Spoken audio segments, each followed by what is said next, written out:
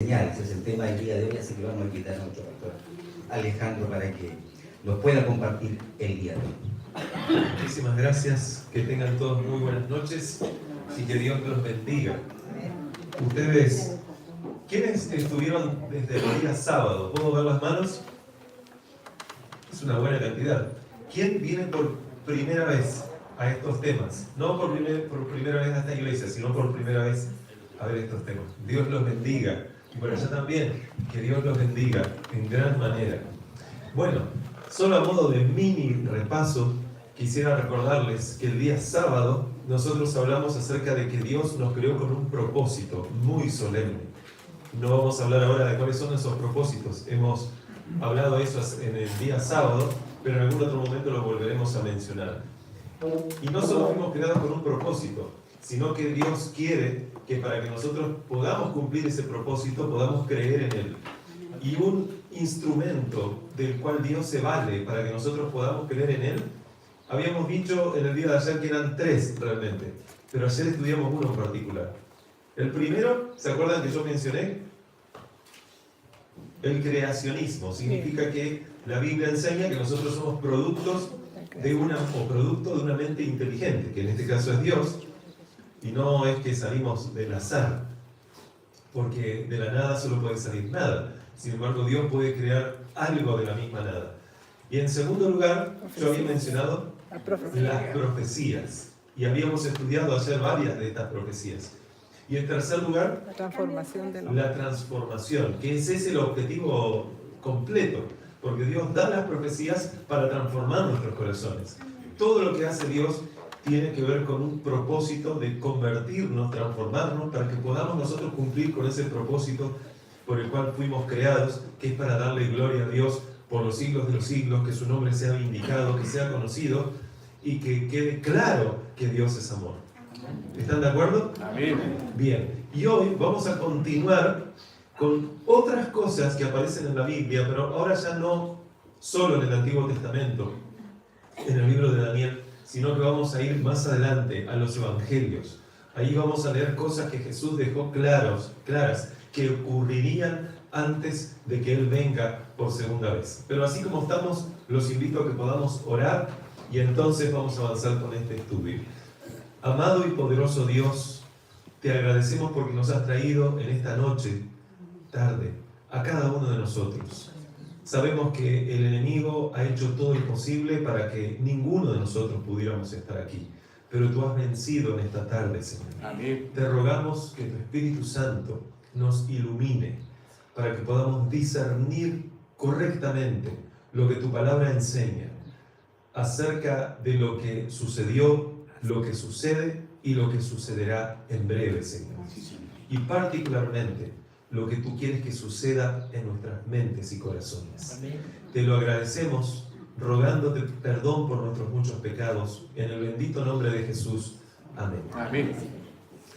Bueno, es un título desafiante, porque hay muchas cosas para tratar ahí con un solo título. La segunda venida de Jesús, y yo ahí subrayé en rojo, o remarqué en rojo, el espiritismo y las otras señales. Esa parte roja la voy a dejar para la última parte del tema. De hecho, esa parte es sumamente importante y yo voy a dedicar otro tema en donde voy a continuar con esa parte que a propósito voy a hablar hoy apenas al final un poco, que tiene que ver con justamente el espiritismo. Porque Jesús dijo que antes de que Él viniera iban a haber manifestaciones muy extrañas en este mundo, que claramente serían manifestaciones del enemigo de Dios, que trataría de falsificar de alguna forma la segunda venida de Jesús, pero sabemos y se nos promete que la segunda venida de Jesús no se puede falsificar. Y la única forma en que tú y yo no seamos engañados es que estemos atentos a lo que las profecías dicen sobre cómo será esa segunda venida de Jesús. Bueno, de la segunda venida de Jesús a lo largo de los siglos se viene hablando. ¿Por qué? Porque hace cerca de 2000 años Jesús dijo que iba a venir. Y se lo dijo a los apóstoles, se lo dijo a sus discípulos, y ellos a su vez se lo fueron diciendo a mucha gente, y ya pasaron 2000 años, y prácticamente cada ser humano en este mundo que escuchó hablar de Jesús, si estudió en profundidad el tema, sabe que Jesús prometió volver. Porque Jesús caminó en este mundo durante 33 años, murió, resucitó, Pero antes de morir había dicho que era necesario que Él se fuera a preparar lugar para cada uno de nosotros. Ahora, si bien hay un lugar físico que tiene que ser preparado para que nosotros quepamos físicamente en ese lugar, aunque el cielo es muy vasto, lo que realmente Dios quiere hacer es preparar tu corazón para poder morar en ese lugar. Porque con un corazón no convertido, nosotros no seríamos muy diferentes a lo que fue Lucifer en el cielo cuando tristemente pecó contra Dios. Y Dios no quiere que se repita esa historia. Dios nos muestra estas cosas que pasaron para transformar nuestro corazón ahora, para que podamos vivir para siempre, por los siglos de la eternidad, junto a su compañía. ¿No quieren eso ustedes? Eso es lo que se promete para cada uno de nosotros, especialmente a través de la segunda venida de Jesús, donde Dios prepara a su pueblo para poder llevárselo a casa.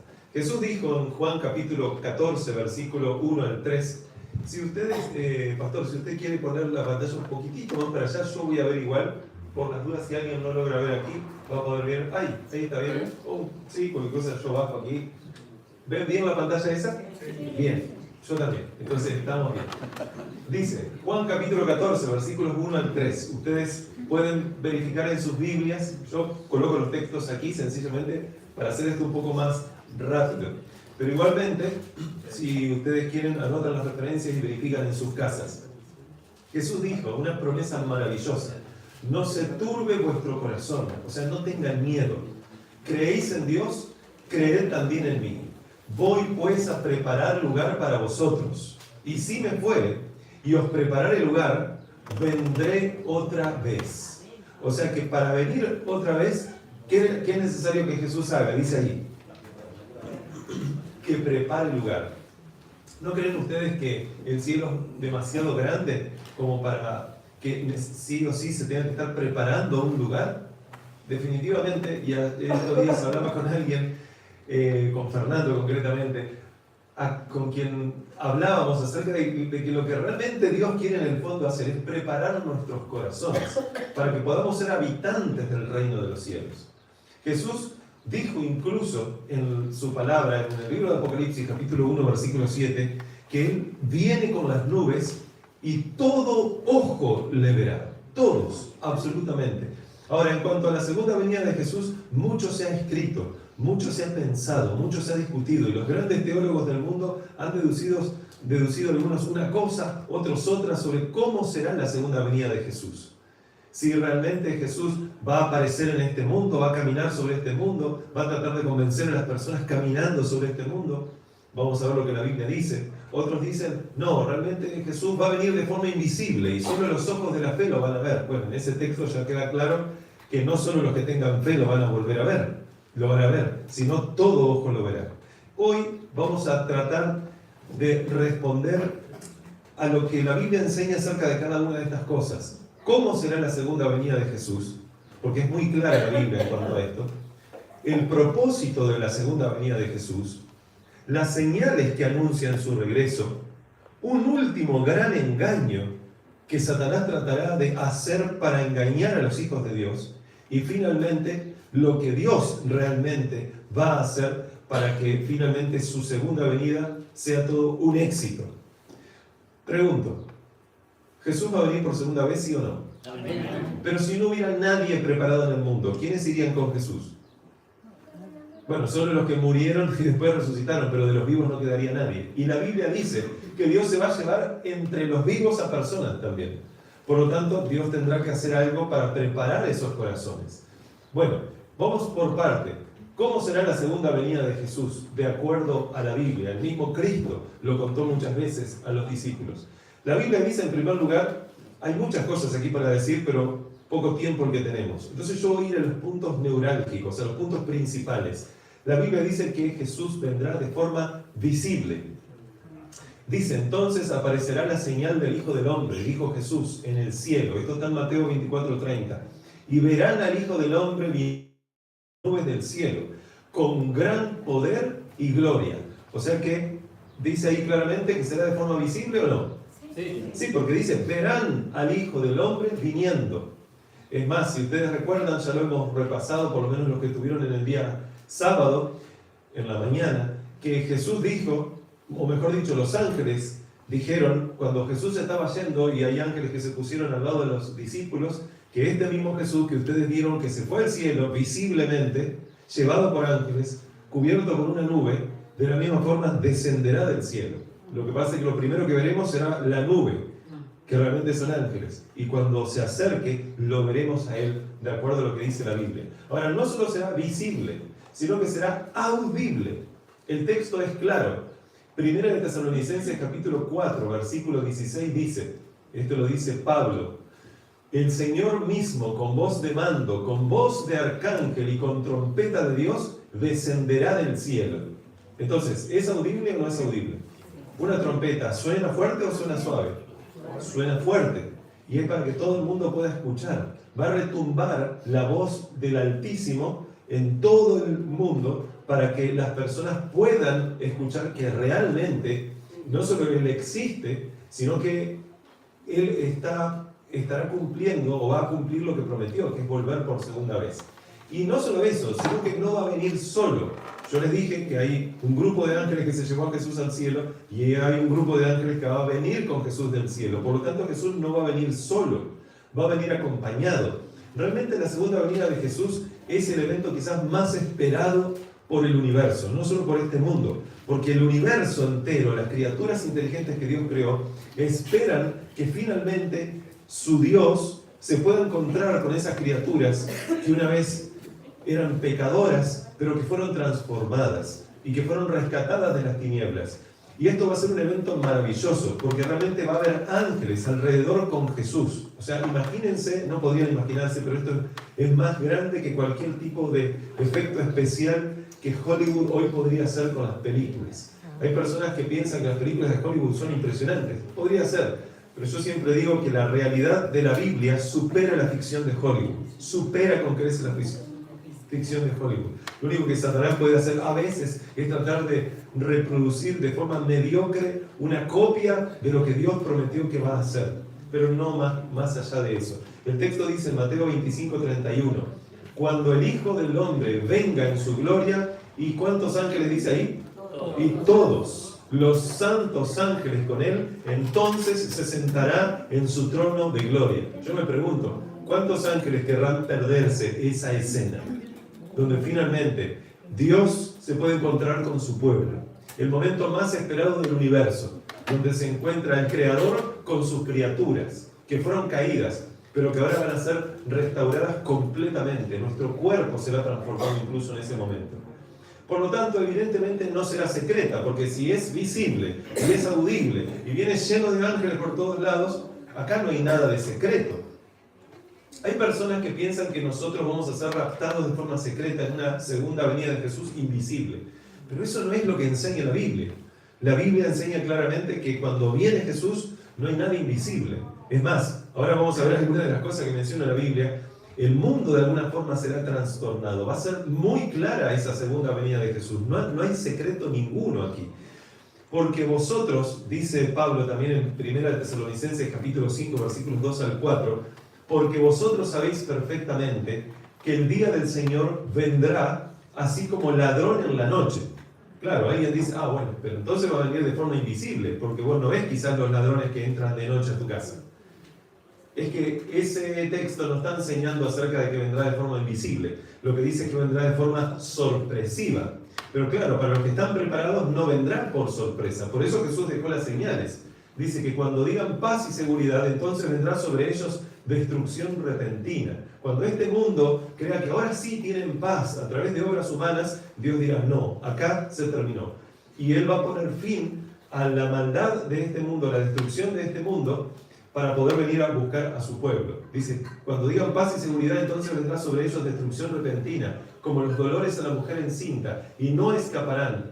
Mas ustedes, o vosotros, hermanos, no estáis en tinieblas, no estáis en oscuridad, no estáis en ignorancia, para que aquel día os sorprenda como ladrón. No, ustedes saben que Jesús viene, así que cuando se ven estas señales, y vamos a ver que estas señales ya comenzaron desde hace un tiempo ya, estamos realmente en la última parte del cumplimiento de las señales, Por lo tanto, sabemos que Jesús viene y viene pronto. No debería caerle por sorpresa a ninguno que se preparó, pero claro, a los que decidan permanecer en ignorancia, a los que decidan ser ignorantes, tristemente, no porque Dios quiera así, pero tristemente para ellos vendrá como un ladrón en la noche, vendrá de forma sorpresiva. Ahora, cuando venga Jesús, la Biblia dice que habrá dos grupos. Y a mí me gustaría que ustedes decidan a cuál de los dos grupos quieren pertenecer. Porque un grupo está descrito en Isaías 25:9 y el segundo grupo en Apocalipsis 6:16. El que está descrito en el primer grupo, en Isaías dice, he aquí, cuando venga Jesús dice, he aquí, este es nuestro Dios, le hemos esperado y nos salvará. O sea, es un grupo de personas creyentes, fieles a Dios. Este es Jehová, a quien hemos esperado. Nos gozaremos y nos alegraremos en su salvación. Ese es el primer grupo. Y el segundo grupo dice que cuando vea a Jesús volver, dirá, caed sobre nosotros. Bueno, acá me faltó un poquito de contexto, pero le está diciendo a las peñas y a los montes. Le está pidiendo a las rocas gigantes, caigan sobre nosotros y escóndanos del rostro de aquel que está sentado en el trono. O sea, no querrán saber nada con Jesús. La Biblia dice en Mateo 24:31 que las naciones lamentarán cuando vean al Hijo del Hombre venir en las nubes de los cielos. Claro, no es que todas las personas que están en este mundo van a lamentar. La Biblia está hablando de las naciones como un sinónimo de las personas que no se convirtieron, de lo que la Biblia llama mundo. La Biblia dice que los hijos de Dios no son del mundo, están en el mundo, pero no son del mundo. Entonces les pregunto, ¿a cuál de los dos grupos les gustaría pertenecer? ¿Al primero o al segundo? Al primero, ¿verdad? Y con esto ya estaría el sermón de hoy, ya estaría el tema de hoy. ¿Les parece? ¿Terminamos acá? ¿O quieren escuchar un poco más? Porque la Biblia habla de señales impresionantes que Jesús dejó. Vamos a avanzar entonces. Yo les mencioné que también íbamos a ver cuál es el propósito del regreso de Jesús. Definitivamente Jesús viene a buscar a su pueblo, como ese pastor que viene a buscar a sus ovejas.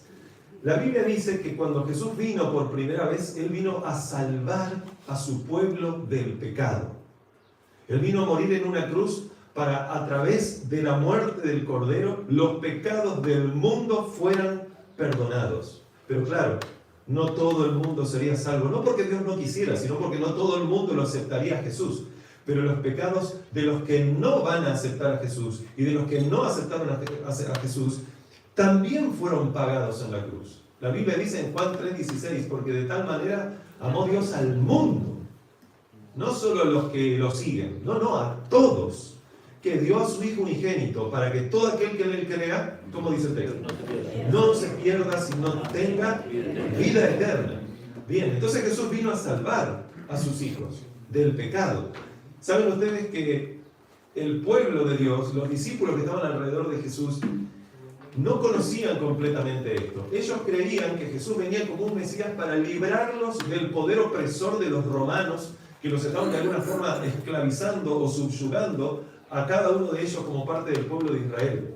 Y Jesús les aclaró, no, yo no vine para eso. Yo vine para algo que es mucho más importante que eso. Yo por supuesto que vine para quitarlos de la esclavitud, pero no como cuando Dios sacó a Israel de Egipto para librarlos de la esclavitud de los egipcios.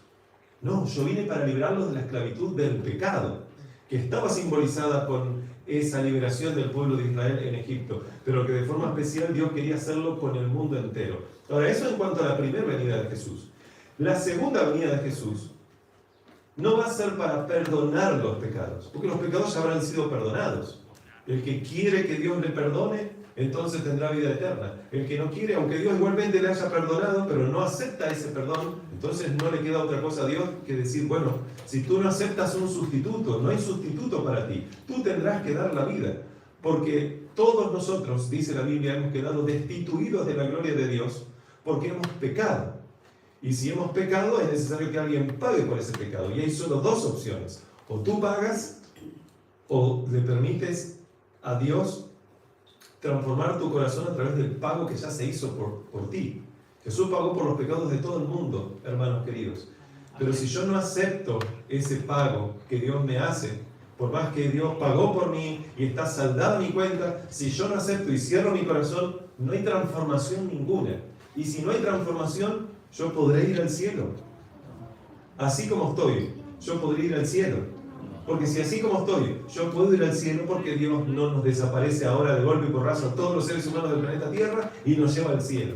No, es necesario que el cielo sea habitado por personas que realmente tienen un corazón convertido, un corazón como no lo tuvo tristemente Lucifer cuando decidió pecar en el cielo. Porque si todos nosotros, así como estamos, deberíamos ir al cielo ya, entonces Dios le tendría que permitir a Lucifer también ir al cielo. Y no, en el cielo no puede habitar cosa inmunda. Y la Biblia dice que si nosotros vivimos en el pecado, alejados de Dios, y no queremos saber nada con Dios, no podremos ingresar al reino de los cielos. Por lo tanto, cuando Jesús venga por segunda vez, ya no viene a perdonar pecados. Viene sencillamente, como si fuera tan sencillo, no lo es. Viene para llevar a su pueblo al reino de los cielos. Pero de forma especial viene para recompensar a las personas. A los que fueron fieles a Él, los lleva al cielo. Y a los que no fueron fieles, no los podrá llevar al cielo. Por eso dice Apocalipsis 22:12. He aquí, dice Jesús, yo vengo pronto y mi galardón, mi premio conmigo, para recompensar a cada uno según sea su obra. Entonces repasemos hasta aquí. La primera venida de Jesús tuvo que ver con perdonar los pecados. La segunda venida de Jesús tiene que ver con recompensar a todos, a los que lo aceptaron y a los que no. A los que lo aceptaron con vida eterna, a los que no con muerte, o con perdición, o con destrucción.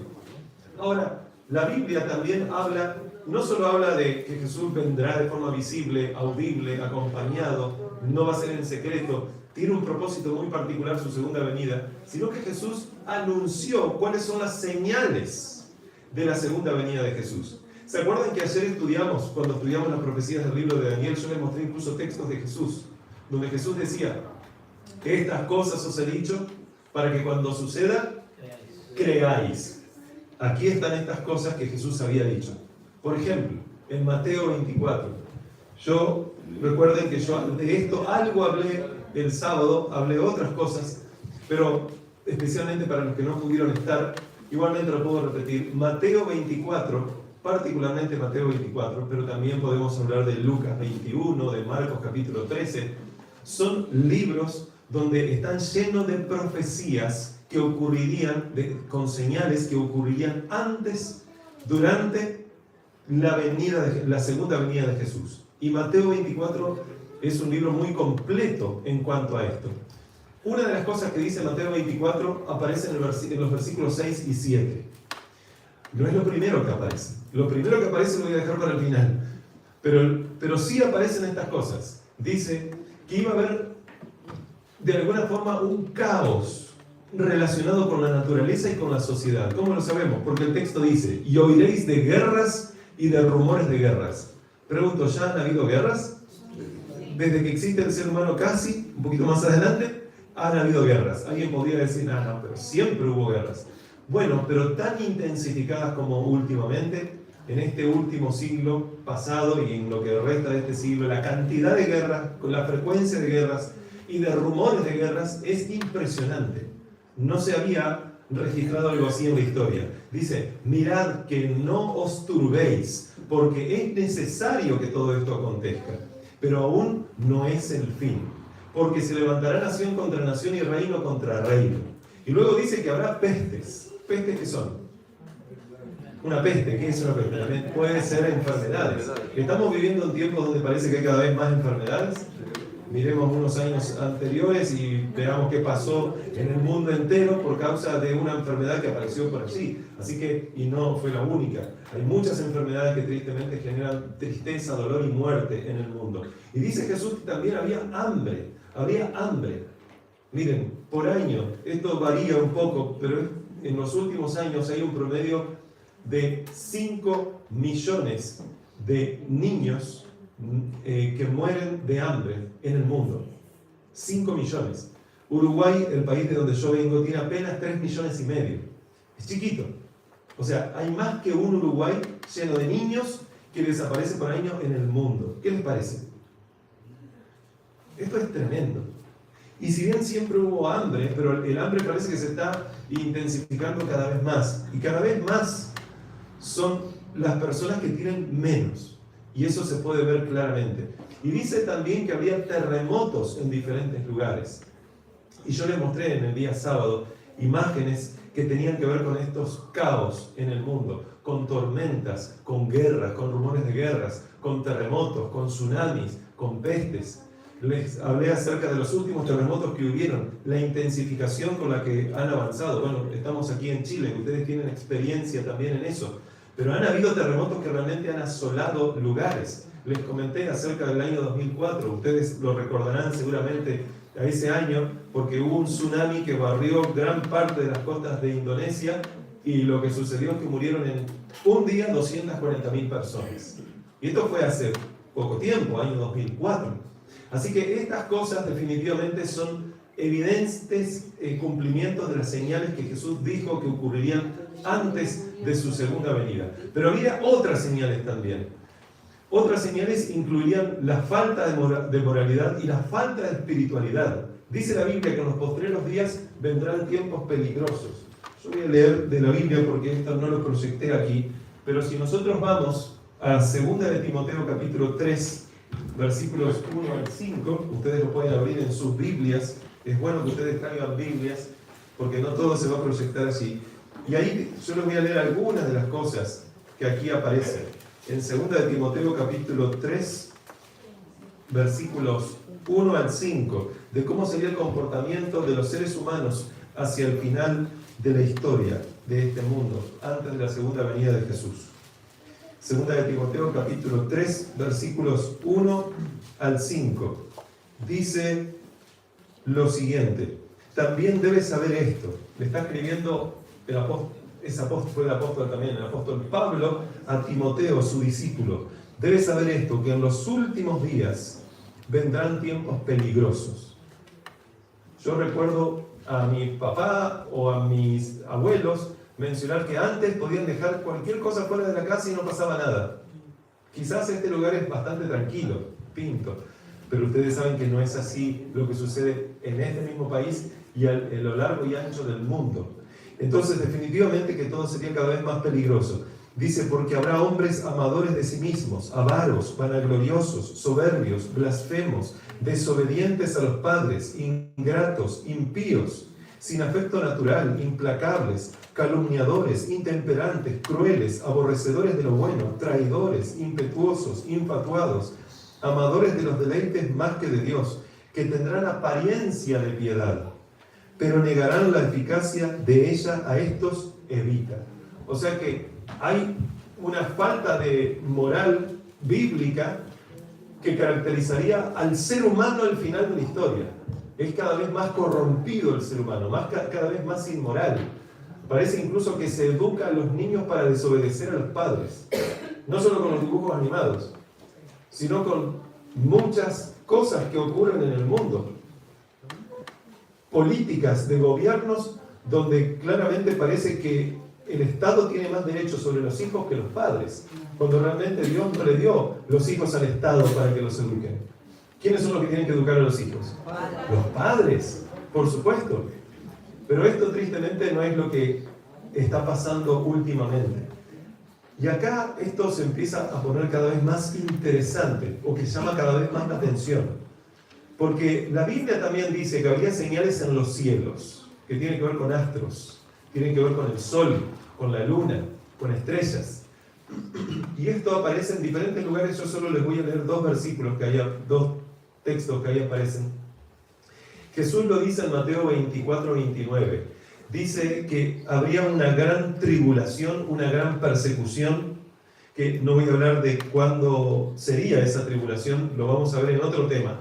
Pero él dice que después de esa gran tribulación, de aquellos días, sucedería algo con los astros, antes de que Jesús venga por segunda vez. El sol se oscurecerá, la luna no dará su resplandor, las estrellas caerán del cielo.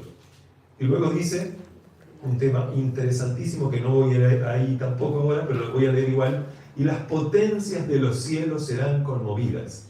Hay un texto paralelo, porque la Biblia muchas veces redunda con la misma temática explicada de otras formas, que se encuentra en el libro de Apocalipsis, capítulo 6, versículos 12 y 13, que dice: cuando abrió el sexto sello, y aquí hubo un gran terremoto. Se nos anuncia que antes de la segunda venida de Jesús habría un gran terremoto. Esto es clave. No dice un terremoto. ¿Qué dice? Un gran terremoto. El sol se puso negro como tela de silicio. O sea que el sol se oscurecería. La luna se volvió toda como sangre. La luna se enrojecería. Y las estrellas del cielo cayeron sobre la tierra, como la higuera deja caer sus higos cuando es sacudida por un fuerte viento. Y quizás no queda ningún higo ahí. Por lo tanto, de lo que está hablando definitivamente es de que pasarían estas cosas. Y dice cuándo: después de la tribulación de aquellos días, un poco antes de la segunda venida de Jesús. Miren, ese terremoto que aparece ahí en el versículo 12, que dice: he aquí un gran terremoto, nosotros podemos, sin duda ninguna, basta con leer un poco de historia para darse cuenta que esto es así, un terremoto que fue el más grande que la historia haya conocido en la humanidad hasta el momento. No hubo después de ese terremoto un terremoto tan intenso como ese terremoto que ocurrió en el año 1755, particularmente el 1 de noviembre. Se lo conoce como el terremoto de Lisboa. Y sobre eso me voy a detener un momento, porque realmente hay muchos registros, porque eso no pasó hace tantos años antes, si bien había muchas cosas que no se pudieron registrar, pero había registros de todas formas, de cómo fue ese terremoto. Ahora, lo interesante es que fue el 1 de noviembre. ¿En qué fecha estamos hoy? 3, ¿no? ¿Qué fue el 31 de noviembre? Perdón, de octubre. ¿Qué fue el 31 de octubre? Halloween, ¿verdad? Y el 1 de noviembre, Día de los Muertos, o de los santos realmente, ¿no? El Día de los Muertos es el 2, bien, o Día de los Difuntos. Pero lo interesante es que, miren esto, el 1 de noviembre fue justamente el día de ese terremoto, que había sido anunciado por Dios antes de que ocurriera.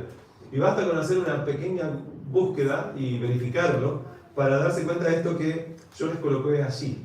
El día después del 31 de octubre, en el calendario occidental de alguna forma, el día después del 31 de octubre, en la cultura nórdica, y más ampliamente celta, donde están los druidas, etc., marcaba el inicio del Samhain. ¿Qué era esto? Una festividad que celebraba el fin de la cosecha y el comienzo del invierno. Esta celebración, que en realidad comenzaba al atardecer del 31 de octubre, o sea que es interesante que se daban cuenta que la puesta del sol del 31 de octubre ya empezaba el 1 de noviembre y por lo tanto empezaba la festividad. Dice, continuaba el día siguiente. Creía que la frontera entre el mundo de los vivos y los muertos se debilitaba. ¿Qué les hace pensar eso? Si la frontera entre el mundo de los vivos y de los muertos se debilita, ¿qué significa? Que los muertos pueden andar y mezclarse con los vivos y aparecer espíritus y cosas por el estilo, ¿no? Eso es lo que ellos creían. No estoy diciendo que eso es lo que la Biblia dice, no, por favor. Pero eso es lo que el mundo, o parte del mundo, piensa o pensaba. Y es interesante que esto sucedía de una forma especial el 1 de noviembre. Basta con seguir haciendo una búsqueda en Google y ver artículos, etc. Y les voy a leer un poquito más el significado de ese Samhain. Samhain significa fin de verano en celta e irlandés. Era un festival druídico que señalaba el fin del año celta y el inicio del nuevo año celta y la estación más oscura. El velo entre mundos, se creía que en esa noche el velo entre los mundos de los vivos y los muertos se volvía más delgado, permitiendo a los espíritus y demonios vagar por la tierra. Eso es lo que se creía. Para celebrar, las comunidades lo que hacían era apagaban sus hogueras y encendían hogueras sagradas. También se dejaban ofrendas de comida fuera de las casas para apaciguar a los espíritus, lo que se considera un posible origen de la tradición de truco o trato de Halloween. ¿Ok? Y luego, voy a leer ese último párrafo, dice, el Samhain se considera el origen del moderno Halloween.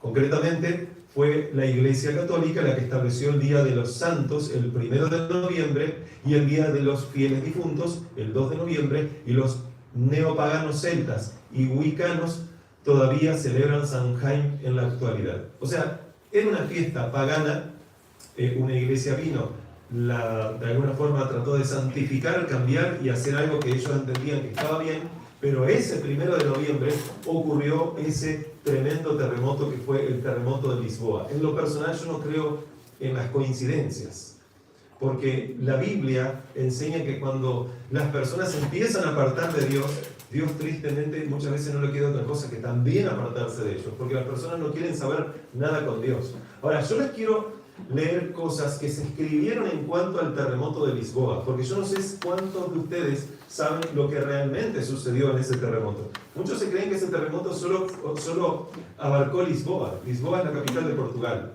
Bien, el epicentro fue en Lisboa, pero solo el epicentro. Miren esto.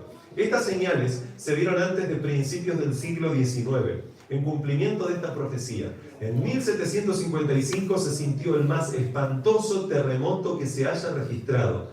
Aunque generalmente se lo llama el terremoto de Lisboa, presten atención, se extendió por la mayor parte de Europa, de África y de América, porque las olas de los tsunamis arrasaron y llegaron hasta las costas de Estados Unidos. Se sintió en Groenlandia, en las Antillas, en la isla de Madeira, en Noruega, en Suecia, y hay registros históricos que lo muestran, en Gran Bretaña e Irlanda. Abarcó por lo menos 10 millones de kilómetros cuadrados. La conmoción fue casi tan violenta en África como en Europa.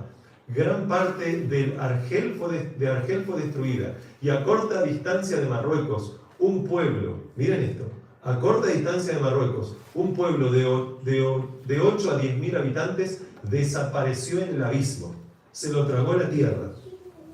Una ola formidable barrió las costas de España y África, sumergiendo ciudades y causando inmensa desolación. Fue en España y Portugal donde la sacudida alcanzó su mayor violencia. Su mayor violencia. Se dice que en Cádiz la oleada llegó a ser a 60 pies de altura. Esto significa casi 19 metros, 18 con algo. Una ola de 18 metros que viene ahí en la costa, arrasando con todo. Evidentemente eran tsunamis. Algunas de las montañas más importantes de Portugal fueron sacudidas hasta sus cimientos, e incluso algunas de ellas se abrieron en las cumbres. Imagínense que viéramos ahí en la cordillera, que para este lado, ¿para dónde está la cordillera? ¿Para acá? Sí, que se abre, que quedan las montañas partidas. Quedaron partidas de un modo asombroso, dice, en tanto que trozos enormes se desprendieron sobre los valles adyacentes. Se dice que de esas montañas salieron llamaradas de fuego, y eso ustedes lo pueden ver en diferentes libros, no voy a leer las referencias. En Lisboa, miren esto, hay registros que indican que en Lisboa se oyó bajo la tierra un ruido de trueno, e inmediatamente después una violenta sacudida derribó la mayor parte de la ciudad. Luego dice, en unos 6 minutos murieron en Lisboa 60.000 personas. Esto era 10.000 personas por minuto iban muriendo. El mar se retiró primero y dejó seca la barra. Ustedes saben de lo que está hablando, ¿no? Luego volvió en una ola que se elevaba hasta 50 pies sobre su nivel ordinario. O sea, estamos hablando 15 metros o más. Entre los sucesos extraordinarios ocurridos en Lisboa durante la catástrofe, se cuenta la sumersión del nuevo malecón, construido completamente de mármol y con ingente gasto. Un gran gentío se había reunido allí en busca de un sitio fuera del alcance del derrumbe general, pero de pronto el muelle se hundió con todo el gentío que lo llenaba.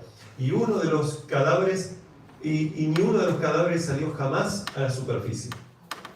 Ese fue el terremoto de Lisboa. A veces pensamos que el terremoto de Lisboa es un terremoto grande que ocurrió el 1 de noviembre de 1755.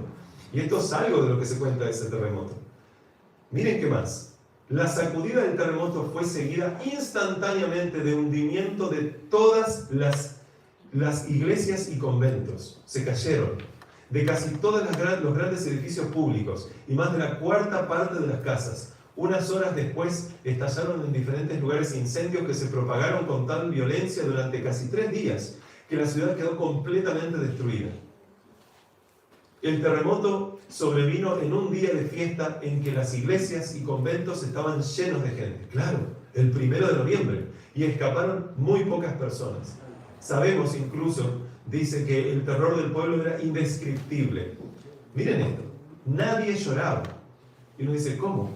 El siniestro superaba la capacidad de derramar lágrimas. Todos corrían de un lado a otro, delirantes de horror y espanto, golpeándose la cara y el pecho, gritando, ¡misericordia! Llegó el fin del mundo. Las madres se olvidaban de sus hijos. ¿Se pueden dar una idea de esto?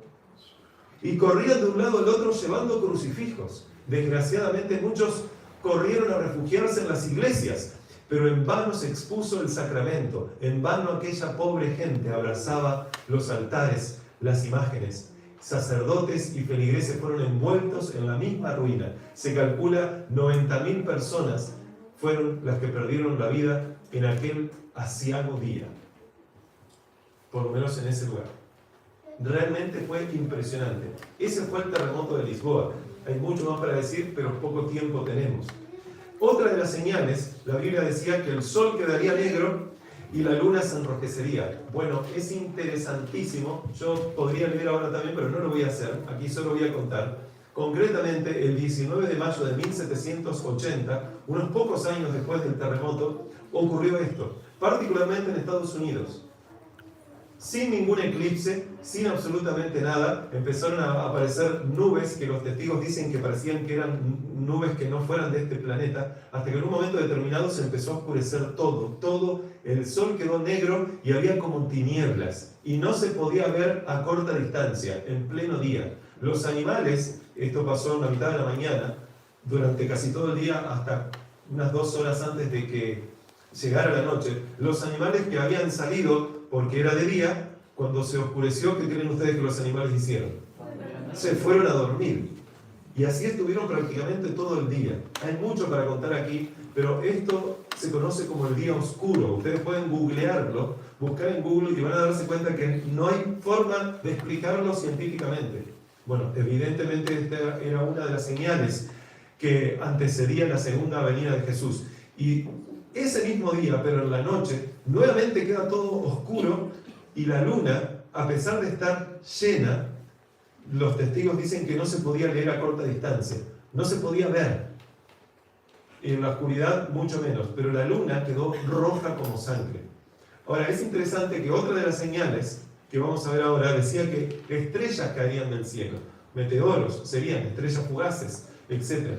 Y lo que no sucedió en esa noche de luna roja o en ese día oscuro donde no se veía absolutamente nada, no se podía leer un periódico en pleno día, resulta que el 13 de noviembre de 1833 ocurrió la mayor lluvia de meteoros de todos los tiempos. No hay una lluvia de meteoros semejante a la que ocurrió allí. Se calcula que eran 100.000 meteoros por hora.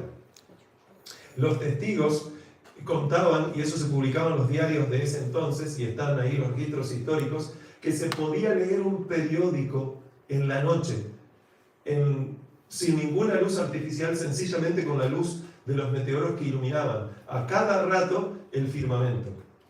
Es interesante que lo que no se podía hacer acá, sí se podía hacer allí. Y aquí también fue otro de los cumplimientos de las señales de la segunda venida de Jesús. Pero había otra señal más que aparece en Mateo capítulo 24 y en otros lugares, y particularmente tiene que ver con lo que aparece en el versículo 14. El versículo 14 de Mateo 24 dice: y será predicado este evangelio por testimonio a todas las naciones.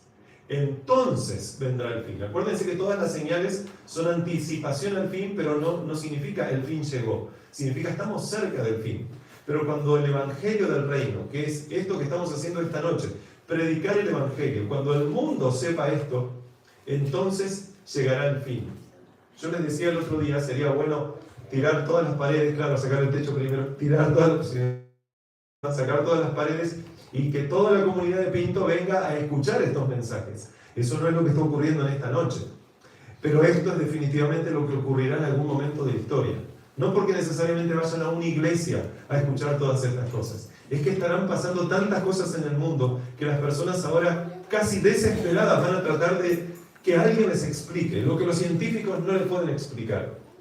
Y el que realmente quiera conocer la verdad, la Biblia dice que la conocerá. El siervo de Dios, que aunque sea ignorante de estas cosas, pero que sea sincero en su corazón y quiera conocer la verdad, la Biblia dice que la conocerá, para poder tomar la decisión que va a depender de si él va a tener vida eterna o no va a tener vida eterna. Si va a estar entre los que dirán, este es nuestro Dios, a quien hemos esperado y nos salvará, o los que dirán, que se caigan sobre nosotros las rocas y que nos escondan del Cordero. ¿De qué lado a ustedes les gustaría estar? En el primer grupo, ¿verdad?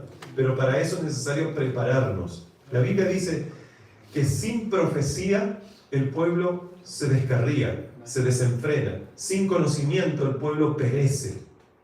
Por lo tanto, necesitamos conocer de las profecías. Necesitamos conocer lo que la Biblia enseña.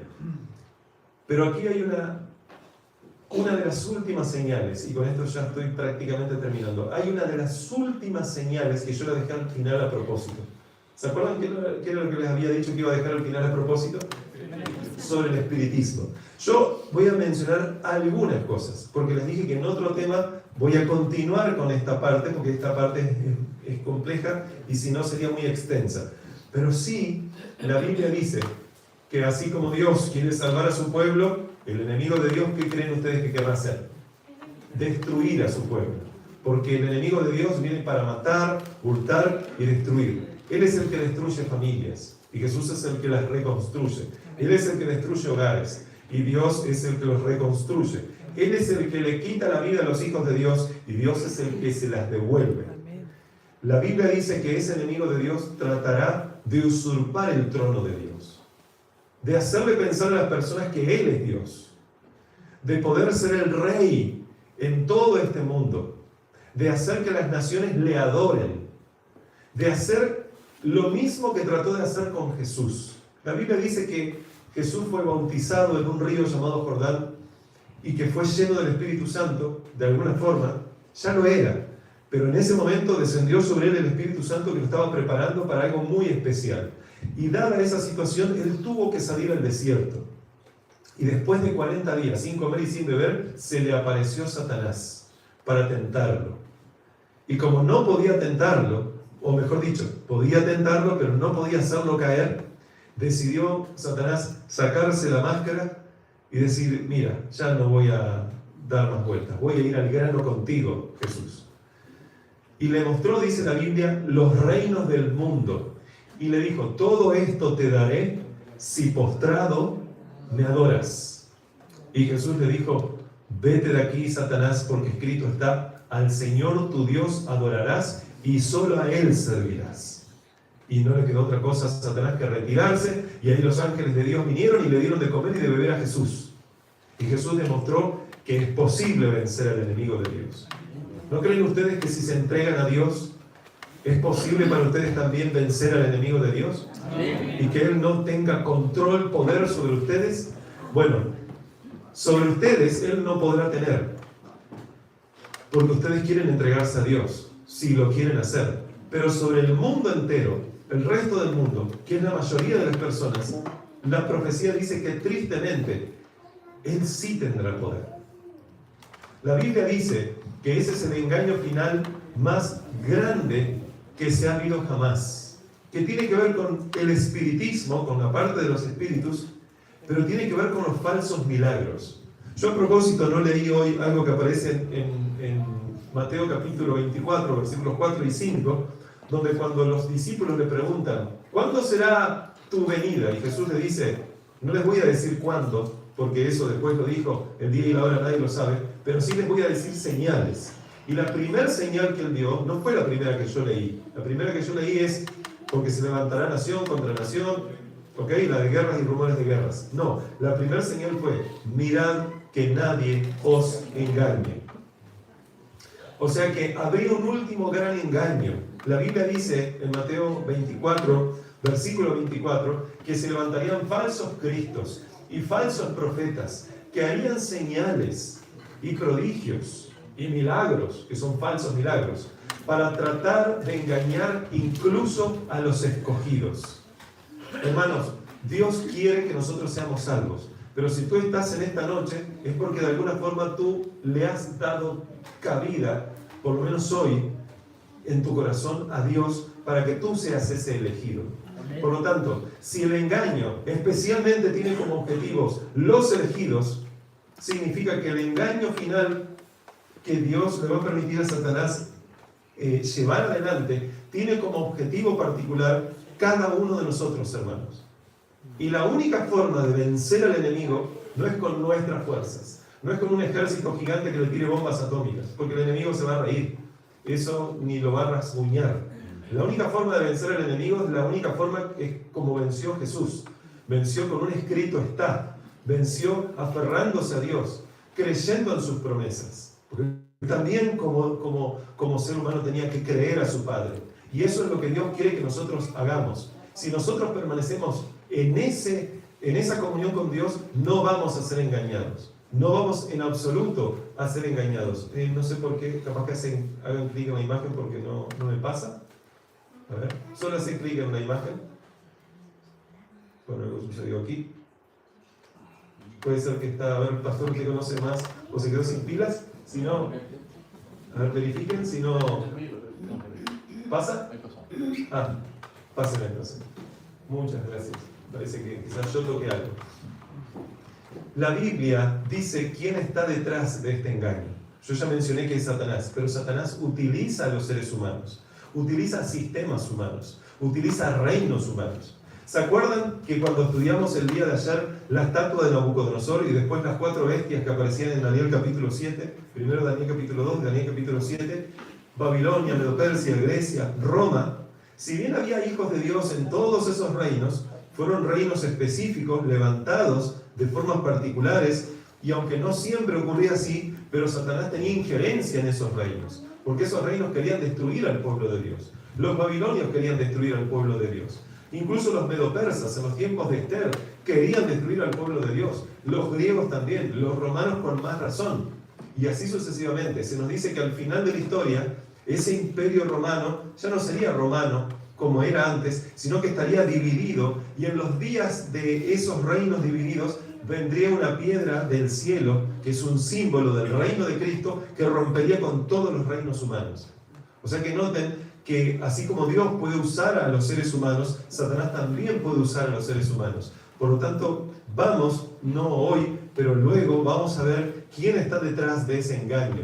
La Biblia dice que ese gran engañador, Dios le dará el permiso de hacer descender fuego del cielo delante de los hombres para engañarlos.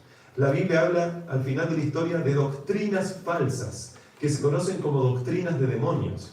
Esto significa que cualquier persona puede agarrar y pararse así como yo estoy parado aquí y decir, vamos a enseñar la Biblia, vamos a enseñar la verdad. Y cuidado, capaz que no está enseñando la verdad. La Biblia dice que la única forma de verificar si está enseñando la verdad es ir a la misma Biblia y verificar no solo si dice lo que él dice que dice, sino que si lo está interpretando correctamente. Y para eso necesitamos contexto. Isaías 8:20 dice a la ley y al testimonio. Si no dijeren conforme a esto es porque no les ha amanecido. Y finalmente la Biblia presenta cuál es la prueba de autenticidad de los verdaderos profetas, del verdadero Dios. Si ustedes ven en 2 de Tesalonicenses, capítulo 2, versículos 8 al 10, dice, y entonces se manifestará al fin del tiempo aquel inicuo. Parece que estaba señalado de alguna forma aquel inicuo, a quien el Señor matará con el espíritu de su boca y destruirá con el resplandor de su venida. Inicuo, cuyo advenimiento es por obra de Satanás. O sea, no solo Satanás, sino un inicuo que viene por obra de Satanás, con gran poder y señales y prodigios mentirosos, y con todo engaño de iniquidad para los que se pierden, por cuanto no recibieron el amor de la verdad para ser salvos. Si tú quieres ser salvo, necesitas recibir el amor de la verdad. Necesitas recibir a Cristo, porque Cristo dijo, yo soy el camino, la verdad y la vida. Si tú recibes a Cristo en tu vida, tú no vas a ser engañado. Pero si tú prefieres guardarte cosas para ti, entregarle a Cristo solo una parte de tu corazón, eso será el instrumento de Satanás para tu perdición y tristemente quizás también la perdición de tu familia. Y creo que ni tú, ni tu familia, y mucho menos Dios, quiere que tú te pierdas. Dios quiere hacer que tú vivas para siempre. El texto de Apocalipsis 13:13 dice que este poder engañoso sería tal que haría grandes señales, de tal manera que aún haría descender fuego del cielo a la tierra, delante de los hombres.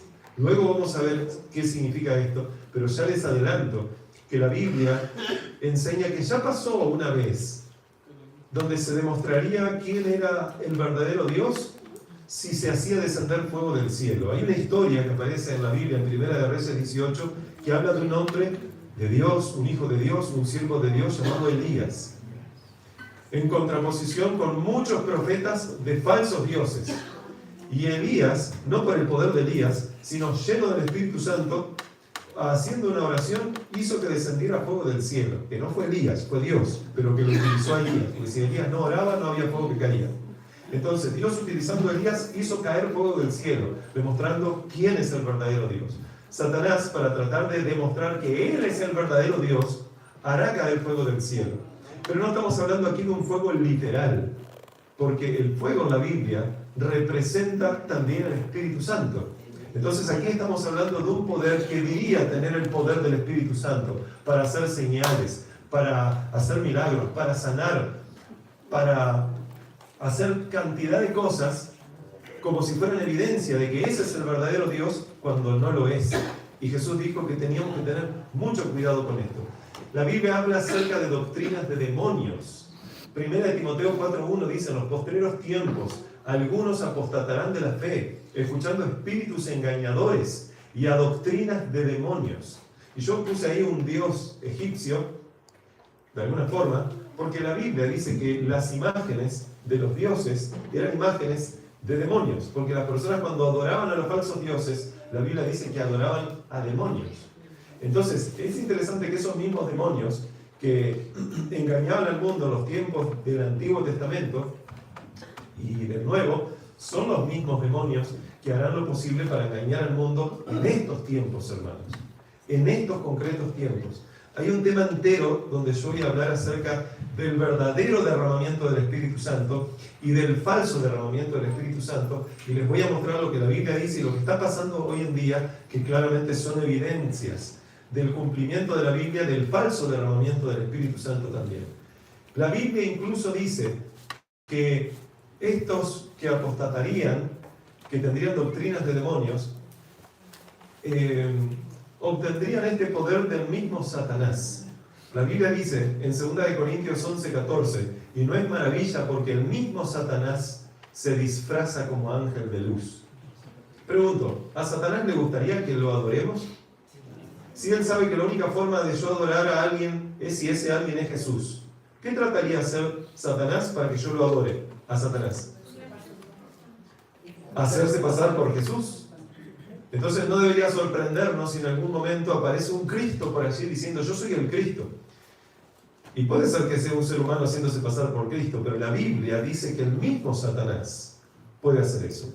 Así que si bien, y ya sabemos, a lo largo de la historia hubo muchos falsos Cristos, pero particularmente al final de la historia habrá un último gran engaño, un último falso Cristo, que va a tratar de reproducir a Cristo con tal magnitud que va a hacerle creer a muchas personas de que Él es Jesús. Y hay que hacerle caso a ese. Pero la Biblia dice que tienes que tener cuidado. Tú no tienes que basar tu fe en milagros, hermano querido. Los milagros, claro, son importantes. ¿Quién no querría que ocurran milagros en su vida cada rato? De hecho, ocurren todos los días y tú no te das cuenta quizás. Tú vives y eso ya es un milagro. Dios perdona tus pecados todos los días, por lo menos hasta el momento. Tú viniste aquí, eso es un milagro. Tú respiras, eso es un milagro. Dios toca tu corazón todos los días. Dios te salva de accidentes. Dios te salva de millones de cosas todos los días. Son milagros. Dios te da conocimiento. Dios hizo que tú vinieras hoy aquí. Eso es un milagro, hermanos. Y la Biblia dice que Satanás hará lo posible para que eso deje de ocurrir. Entonces, claramente, tú tienes milagros en tu vida, pero los milagros no son la evidencia de quién tiene razón. No son en absoluto, y menos al final de la historia, donde se nos dice claramente que se levantarían falsos cristos y falsos profetas y harían señales y prodigios y milagros. Así que cuidado. La única seguridad que tú tienes, especialmente al final de la historia, no son los milagros. es aferrarse a lo mismo que Cristo se aferró para vencer a Satanás. ¿A qué? Aún escrito está. Así es como él lo venció. No le dijo, a ver, Satanás, haz este milagro. ¿Ah? Sí, parece que si haces ese milagro, entonces es de Dios. No, porque Satanás lo llenó de milagros. Satanás dice que la primera tentación fue, mira, si tú eres hijo de Dios, convierte las piedras en pan. Ahí no hubo ningún milagro, ¿verdad? Cuando Jesús dijo, no, porque escrito está, perdonen, pero me anda algo aquí. Escrito está, no solo de pan vivirá el hombre, sino de toda palabra que sale de la boca de Dios. Cuando él respondió eso, Satanás dijo, ok, ¿vos querés jugar así? Vamos a jugar así. Y lo siguiente, dice la Biblia, es que lo llevó al pináculo del templo. Ahora, no sé si ustedes se pusieron a pensar en lo que la Biblia dice, pero él estaba en el desierto. Y de golpe y porrazo se fue al pináculo del templo, hermanos queridos. A la parte más alta del templo que estaba en Jerusalén. Podríamos decir, a la parte más alta de Jerusalén. ¿Cómo hizo Jesús para desaparecer aquí y ser llevado aquí? ¿Eso fue un milagro o no fue un milagro? Habría que definir qué es un milagro para poder entender. Pero a lo que voy es, ¿hubo algo sobrenatural ahí o no? Totalmente. Y parece que Satanás tiene ese poder. Y Jesús podría haber dicho, me desapareciste de aquí, aparecí acá, entonces sos de Dios, te voy a hacer caso, ángel. No. Jesús lo que le dijo es, no, escrito está también, no tentarás al Señor tu Dios. Entonces, ahí Satanás hace otro milagro, porque lo lleva a un monte, como hizo para desaparecerlo del pináculo del templo, llevó a un monte y ahora le proyecta a través de una visión, o no sé cómo, los reinos del mundo. Hermanos, cosas sobrenaturales hizo Satanás para convencer a Jesús. Y Jesús no se dejó guiar por ninguna de esas cosas sobrenaturales. Lo que hizo Jesús es verificar si ese era de Dios o no, con un escrito está. Y cuando se dio cuenta, finalmente, que eso no era de Dios, dijo, apártate de mí, Satanás. La única forma en que tú y yo estemos preparados para que cuando aparezcan estos falsos milagros delante de nosotros, y aparezcan falsos cristos y falsos profetas, y nos den los que aparentemente nos gustaría, como Satanás, que le decían, mira, pan, vos tenés hambre, aquí hay pan, conviértelo. La única forma en que tú y yo estemos preparados para responder con un vete de aquí, Satanás, y que Satanás tenga que irse, es si nosotros conocemos lo que está escrito, y a Satanás no le va a quedar otra cosa que retirarse. Pero ¿cómo vamos a decirle cosas así a Satanás si nosotros no sabemos ni lo que está escrito? Lo que está escrito es para estudiarlo, es para leerlo, es para escucharlo, es para memorizarlo, es para aprenderlo, es para vivirlo, es para que eso nos transforme. Pero si nosotros dejamos pasar el tiempo y estamos más tiempo con TikTok, estamos más tiempo con YouTube, estamos más tiempo con Instagram, estamos más tiempo con no sé qué cantidad de series que pueden haber en todo tipo de plataformas, habidas y por haber, y estamos alimentando la naturaleza pecaminosa, y a la Biblia le dedicamos, si le dedicamos 5 minutitos al día, si le dedicamos, cuando llegue el momento de enfrentar a Satanás, ¿quién va a vencer? Es imposible que nosotros podamos enfrentar al enemigo de Dios si no estamos alimentando en nosotros lo que Dios quiere alimentar para que seamos llenos del Espíritu Santo. Nos estamos llenando muchas veces con las cosas del mundo y el Espíritu Santo lo dejamos de lado. Y después le reclamamos a Dios por qué nos pasan estas cosas. Pero quizás gran parte de la responsabilidad sea nuestra. Y al final de la historia sí lo será. Y Dios no quiere, hermanos queridos, que eso ocurra.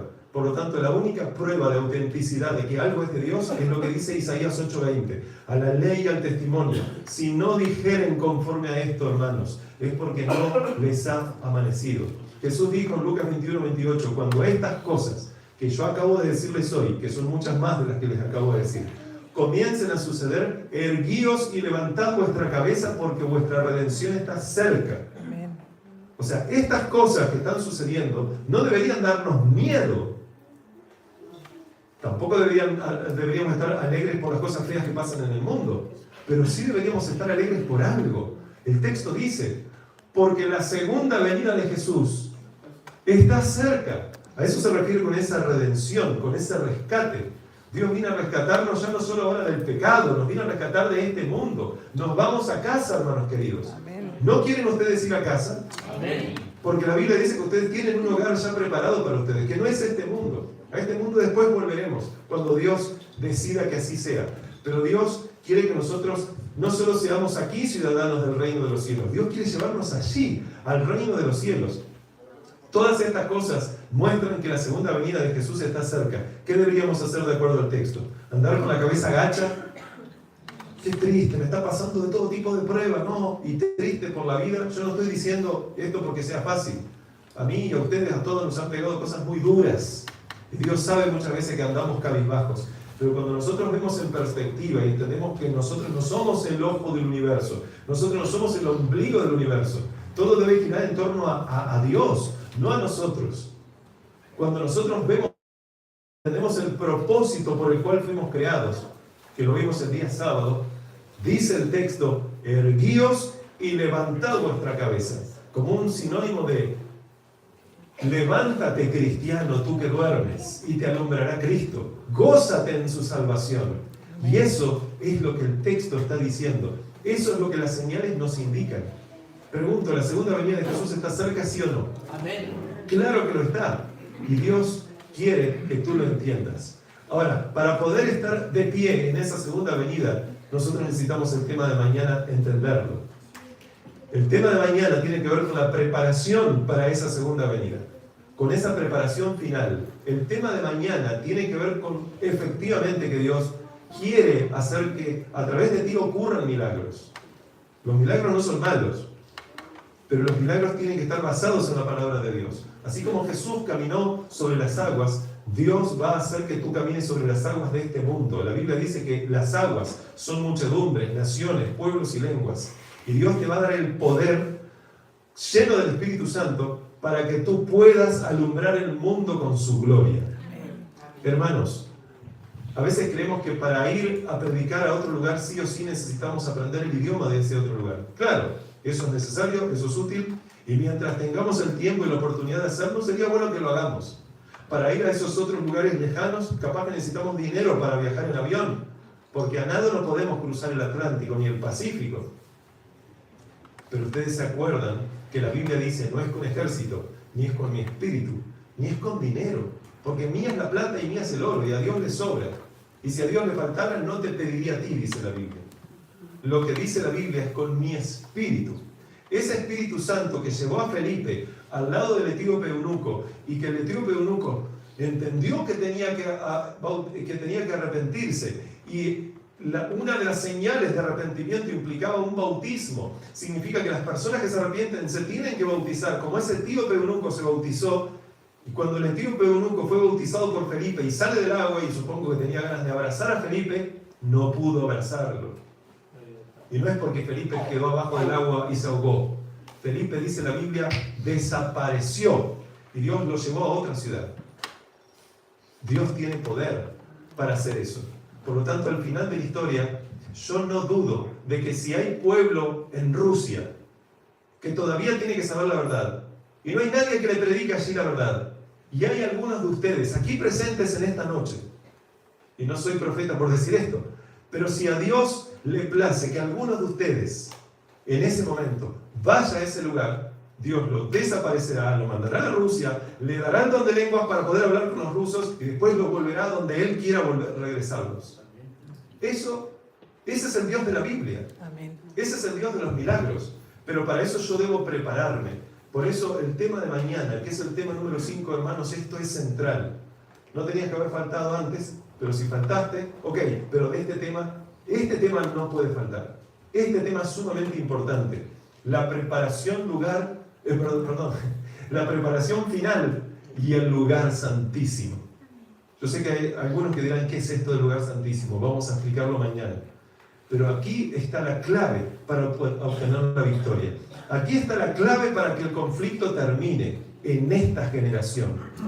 Con tú siendo testigo, parte de esa última generación que llenará la tierra con la gloria de Dios. Amén. ¿No quieres ser tú parte de ese selecto grupo de personas que tendrán esa responsabilidad de predicar el Evangelio al mundo entero para que entonces venga el fin? ¿Quieres eso realmente? Díselo a Dios entonces poniéndote de pie, si realmente deseas eso en tu vida. Y gloria a Dios por eso. Vamos a orar. Amado y poderoso Dios que estás en los santos cielos y aquí también con cada uno de nosotros, te agradecemos porque tú diriges nuestras vidas. Te pedimos perdón porque muchas veces hemos tratado de evitarte, de sacarte de nuestra vida, de hacerte a un lado. Pero gracias porque tú has sido paciente y lo eres con cada uno de nosotros. Y no nos descartas, sino que insistes en llamarnos, en tocar nuestros corazones. Lo evidenciaste en esa preciosa cruz, y triste al mismo tiempo, pero esa cruz a través de la cual Cristo dio su vida, Señor. Te pido, amado Dios, que así como la sangre de Cristo, necesaria para perdonar nuestros pecados, fue utilizada para perdonarlos, también sea utilizada, como el texto de 1 de Juan 1:8 dice, para limpiarnos de todo mal, Señor.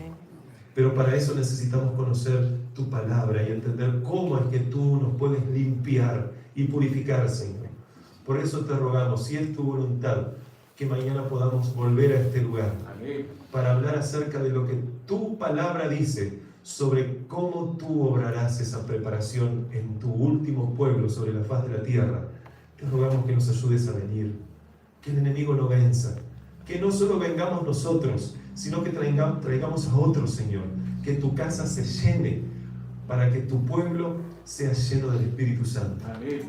Te lo rogamos sin merecerlo, en el precioso y bendito nombre de tu amado Hijo Cristo Jesús. Amén. Amén. Amén.